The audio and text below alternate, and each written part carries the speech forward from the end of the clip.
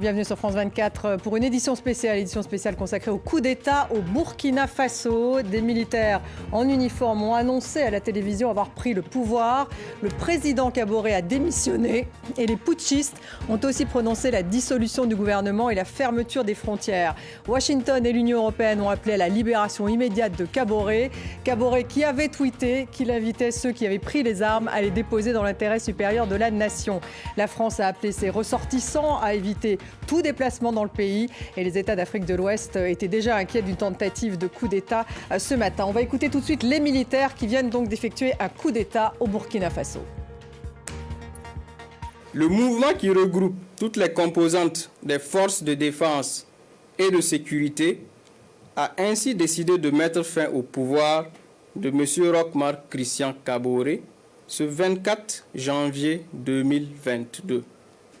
Une décision prise dans le seul but de permettre à notre pays de se remettre sur le bon chemin et de rassembler toutes ses forces afin de lutter pour son intégrité territoriale, son redressement et sa souveraineté. Et on va tout de suite justement à Ouagadougou, au Burkina, retrouver notre correspondant Khalidou Si. Khalidou, il s'agit donc bien d'un coup d'État.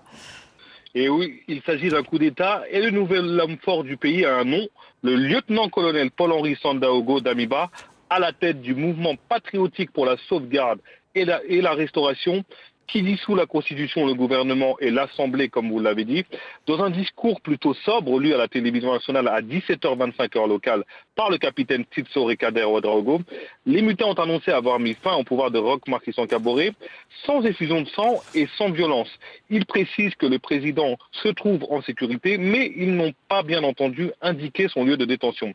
Autre info, le début du couvre-feu mis en place hier par le désormais président déchu Kaboré passe de 20h à 21h le soir jusqu'à 5h30 du matin.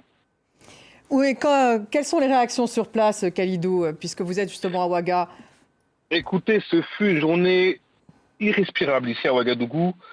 Tout ce que je peux vous dire, c'est qu'après une journée remplie d'incertitudes, c'est un soulagement chez beaucoup de Burkinabés, un soulagement d'avoir des réponses aux deux principales questions des dernières 24 heures au Burkina Faso.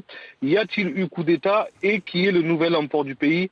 D'ailleurs, des motos klaxonnées à l'annonce de la démission du président Roch Marc Christian Kaboré. Plusieurs Burkinabés se sont rejoints vers la place de la Nation. Donc vous me dites que plusieurs Burkinabés soutiennent ce coup?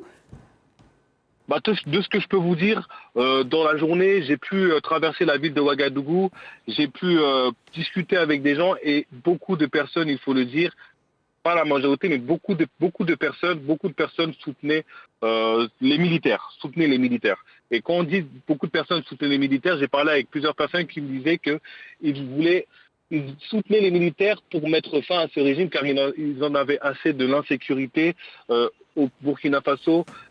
Chaque semaine, on entendait parler de morts, que ce soit des civils, des militaires. Ils en avaient assez de l'insécurité. C'est le principal argument que ces personnes m'ont donné.